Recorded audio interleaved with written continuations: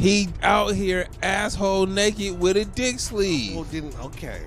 Should I have said it like that? Yeah, you should have said it like that. All right, my bad. Because I'll be more descriptive. Because I'm over next here time. like, nigga, how do you know? I thought nigga? you would assume that when a nigga say out here on the corner with a dick sleeve and we talking about ignoring shit, I'm just saying that he would just be butt ass naked with his dick covered. nah, because I mean, you could have said he had an elephant trunk on. Like I'd have been like, oh, okay.